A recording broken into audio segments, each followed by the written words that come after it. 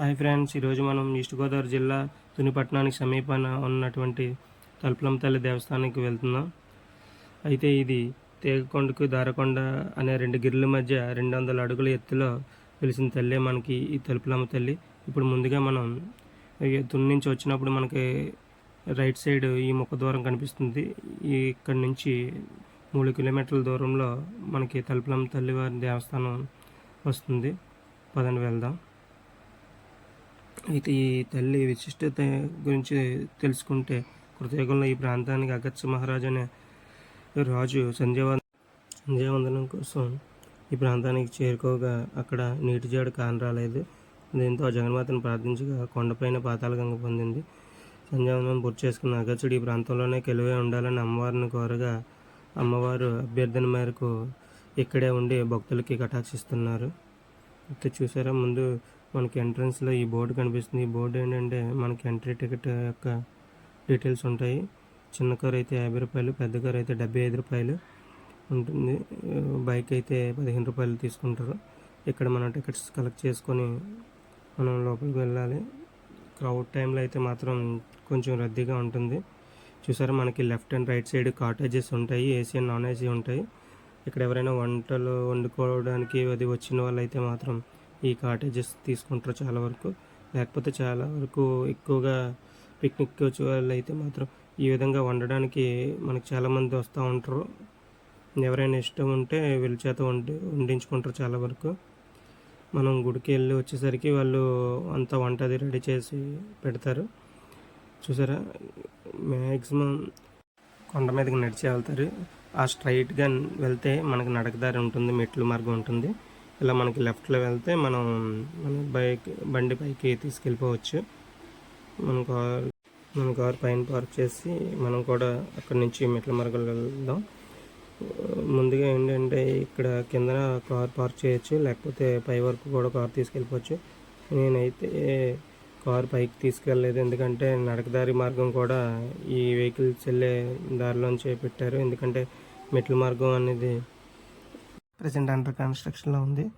అందుకే మనం నడకదారి భక్తులు కూడా ఈ వే చూపిస్తుంది కదా, సో ఈ రోడ్డు మార్గానే మనం నడుచుకుని పైకి వెళ్ళాలి. పార్కింగ్ మార్గం కూడా ఇదే అవుతుంది. కాబట్టి కొంచెం క్రౌడ్ ఎక్కువ ఉన్నప్పుడు మాత్రం నడుచుకుని వెళ్ళే భక్తులకు మాత్రం కొంచెం అసౌకర్యంగానే ఉందనిపిస్తుంది.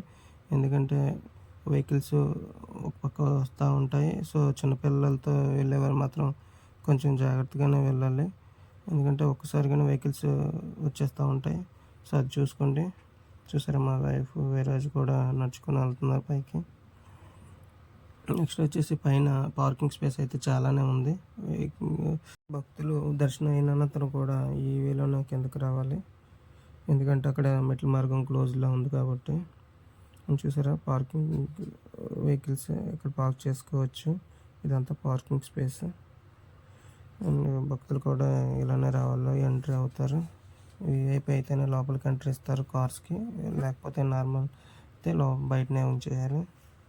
ఇది మనం దర్శనం ప్రజెంట్ కొత్తగా నిర్మిస్తున్న గుడి, ఇది కన్స్ట్రక్షన్ అవుతుంది. చూసారా, ఇప్పుడు యాక్చువల్గా ఈ వే ఉండేది మెట్ల మార్గం అనేది, ఇది ప్రజెంట్ కన్స్ట్రక్షన్ అవుతుంది. అందువల్ల మొత్తం అంతా తొలగించేశారు.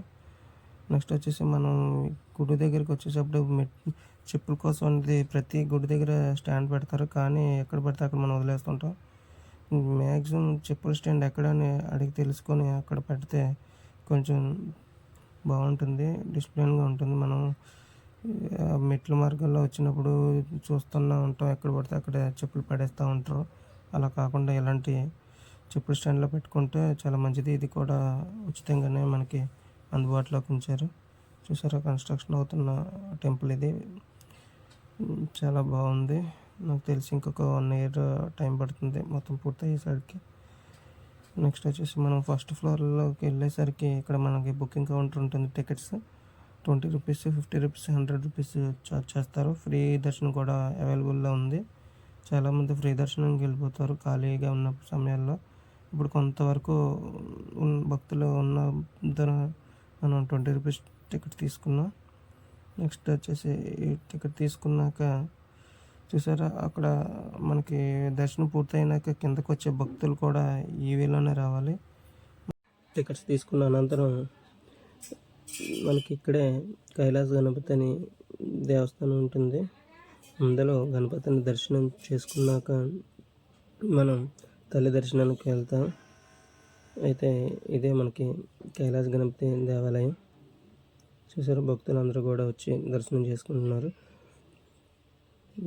ఇది పూర్తయ్యాక ఈ పక్కనే కొబ్బరికాయ కొట్టే స్థలం ఉంటుంది. మనం తల్లి కోసం తీసుకొచ్చిన కొబ్బరికాయలన్నీ కూడా ఇక్కడే కొట్టి మనం పైకి వెళ్ళాలి. ఇదే కొబ్బరికాయలు కొట్టే స్థలం. అందరూ కూడా పైకి ఈ మెట్ల మార్గంలోనే వెళ్ళాలి. ఫ్రీ దర్శనం మరియు అన్ని రకాల టికెట్ల దర్శనాలు కూడా ఆ వేలోనే వెళ్ళాలి. నెక్స్ట్ ఇదే మనకి మెయిన్ టెంపుల్, తల్లి అక్కడ ఉంటుంది. మన దర్శనం పూర్తయ్యాక ఇక్కడ ప్రసాదాలు అమ్ముతారు. పులిహోర, రవ్వ లడ్డు అమ్ముతారు. ఇవి తీసుకొని కాసేపు కూర్చొని తల్లి గుడి ఆవరణలో కూర్చొని అవి స్వీకరించాక మనం రిటర్న్ కిందకు వెళ్ళాలి. చూసారు, భక్తులందరూ కూడా ప్రసాదాలు తీసుకొని కాసేపు ఇక్కడే కూర్చున్నారు. ఇది శ్రావణ మాసం కాబట్టి మనకి ఇలా కూర్చునే అవకాశం ఉంది. కానీ ఆషాఢ సమయంలో అయితే మాత్రం అస్సలు ఖాళీ ఉండదు. మనకు కూర్చోడానికి కూడా అవకాశం అయితే దొరకదు. ఇది పూర్తయ్యాక మనకి కిందకి వెళ్ళే మార్గంలో ఇలా రాళ్ళ మీద బైక్ నెంబర్లు కానీ వాళ్ళ పేర్లు కానీ ఉంటాయి. ఎందుకంటే ముఖ్యంగా తలుపులమ్మ తల్లి అంటే ముందుగా మనకి పేరు తలంపులమ్మ తల్లి. అంటే క్రమంగా ఇది మనకి తలుపులమ్మగా మారింది. కానీ యాక్చువల్గా తలంపు తల్లి అంటే మనకి ఏవైనా తలంపులు ఉంటే తీర్చే తల్లి అని అర్థం. అయితే మెయిన్ తలుపులమ్మని ప్రయాణ దేవతగా భావిస్తారు. అందుకే ఆలయ ఆవరణలో ప్రతి రాయి మీద కూడా ఏదో ఒక వాహన నెంబర్ మనకి కనిపిస్తుంది. బయటికి వెళ్ళే మార్గంలో షాపింగ్ కాంప్లెక్స్ ఉంటుంది 2వ ఫ్లోర్లో. అయితే ఇక్కడ అమ్మవారికి పెట్టిన చీరలు కూడా అమ్ముతారు. ఎవరికైనా వాటి మీద ఇష్టం ఉంటే కొనుక్కోవచ్చు మనం. నెక్స్ట్ బండికి కట్టుకోవడానికి రుద్రాక్షలు లాంటివి కూడా ఎక్కువగానే ఉంటాయి. ఇక్కడ చాలామంది అవి కొనుక్కుంటారు. మీకు ఏమైనా కావాలంటే ఇక్కడ తీసుకోవచ్చు. లేకపోతే కింద మెయిన్ షాపింగ్ మాల్ ఉంటుంది, అక్కడ కూడా ఇవన్నీ కూడా అమ్ముతారు. ఎక్కడైనా తీసుకోవచ్చు. తల్లి ఫోటోలు ఇవి ఇక్కడ చాలామంది ఎక్కువగా తీసుకుంటున్నారు ఇవి. నెక్స్ట్ మెయిన్ ఏంటంటే ఇక్కడికి దేవస్థానంలోకి వచ్చేటప్పుడు చిన్నపిల్లలు వచ్చినప్పుడు మాత్రం మీరు వాటర్ కానీ వాళ్ళకి తినడానికి ఏదైనా కానీ తీసుకురండి. మధ్యలో ఏం దొరకవు మనకి, సో ఇబ్బంది పడతారు. ముఖ్యంగా చిన్నపిల్లలు వచ్చిన వాళ్ళు మాత్రం వాళ్ళకి సంబంధించినవన్నీ క్యారీ చేస్తూ మాత్రం తీసుకురండి. నెక్స్ట్ చూసారా, పైనుంచి వ్యూ అనేది ఇలా ఉంది, చాలా బాగుంది. మనకి మ్యాక్సిమం అంతా కవర్ అవుతుంది ఈ వీడియోలో. కింద నడకదారి ఇది మొత్తం అంతా తీసేశారు. చాలా బాగుండేది. ఇన్ని సంవత్సరాలు ఈ నడకదారిలోనే వచ్చేవారం పైకి, కానీ ఇప్పుడు అవకాశం లేదు. అందుకే పక్కన నడిచే మార్గాన్ని ఇలా రోడ్డు మీదకి తీసుకొచ్చేసారు. సరే, ఇక్కడ అమ్ముతున్నారు కానీ ప్రతి దాని మీద ఛార్జ్ అనేది 10 రూపీస్ 20 రూపీస్ ఎక్స్ట్రా వేసి అమ్ముతున్నారు. వాళ్ళే చెప్తున్నారు ఎక్కువగానే అమ్ముతున్నామండి. నెక్స్ట్ వచ్చేసి షాపింగ్ కాంప్లెక్స్లో మాత్రం పెద్దగా హడావుడైతే కనిపించలేదు. అందరూ కూడా కింద చాలా పెద్దది ఉంటుంది షాపింగ్ కాంప్లెక్స్. అందుకని మ్యాక్సిమం అందరూ కూడా కిందకి వెళ్ళి తీసుకోవడానికి ఇష్టపడతారు. నెక్స్ట్ ఇక్కడ నుంచి వ్యూ చూడడానికి చాలా బాగుంది కాబట్టి అందరూ ఇక్కడికి వచ్చి చూస్తున్నారు. కానీ సపోర్టింగ్గా ఏం వేయలేదు గ్రిల్స్ అవి. దేవస్థానం ఒకసారి దీని మీద శ్రద్ధ చూపించాలి. నెక్స్ట్ వచ్చేసి పూర్తయ్యాక దేవస్థానం ఈ విధంగా ఉంటుంది. 7 అంతస్తుల రాజగోపురం ఈ విధంగా ఉంటుంది. గణేష్తో నిర్మించిన ప్రధాన ఆలయం ఈ విధంగా ఉంటుందని వేశారు.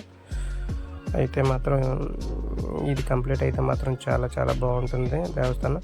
ప్రజెంట్ అయితే మాత్రం కొంచెం వచ్చిన భక్తులకైతే ఇబ్బందులు అయితే ఉన్నాయి. మెయిన్ ఈ గ్రిల్ అనేది ఖచ్చితంగా ఏర్పాటు చేయాలి. ఎందుకంటే చాలామంది చూస్తున్నాం కదా, ఫొటోస్ వీడియోస్ వచ్చి ఈ ఎడ్జ్లో వచ్చి తీసుకుంటున్నారు, ఏదైనా జరగవచ్చు.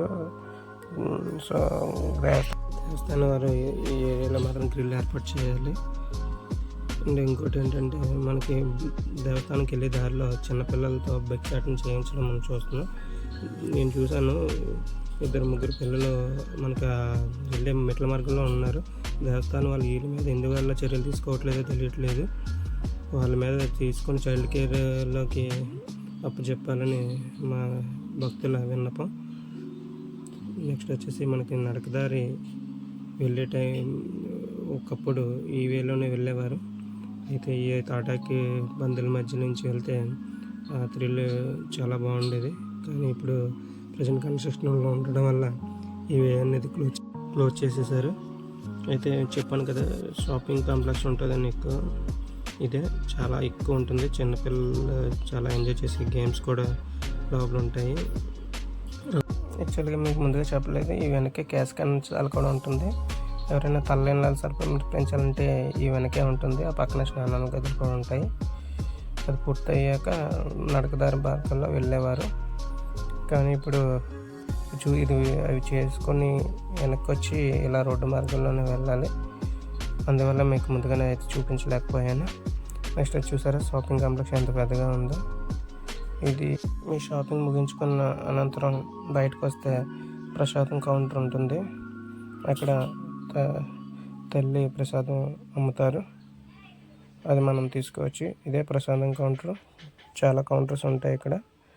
ప్రజెంట్ పెద్దగా రద్దీ లేదు కాబట్టి మనకు ఖాళీగానే ఉంది. కానీ భక్తులు తాకిడి ఎక్కువ ఉన్నప్పుడు మాత్రం చాలా ఎక్కువ టైం పడుతుంది ప్రసాదం తీసుకోవడానికి. రవ్వ లడ్డు 15 రూపాయలు, పులిహోర 10 రూపాయలుగా నిర్ణయించారు ధరలు. చూసారా, కొత్త వాహనాలు పూజలు కూడా ఇక్కడే చేస్తారు. అది ఆటో కొత్తది. పంతులు గారు పూజా కార్యక్రమాలు చేస్తున్నారు అక్కడ. అండ్ వెనకే మనకి నడకదారి భక్తులకి మెట్ల మార్గం ఉంటుంది. ఆ వైపు నుంచి మనం కిందకి వెళ్ళడానికి ఉంటుంది. సో ఇంతటితో ఈ వీడియోని ఎండ్ చేస్తున్నాను. Subscribe to Viraj vlogs Telugu. మీకు మరిన్ని వీడియోస్ ఇలాంటివి కావాలంటే సబ్స్క్రైబ్ చేసి షేర్ చేయండి. Thank you.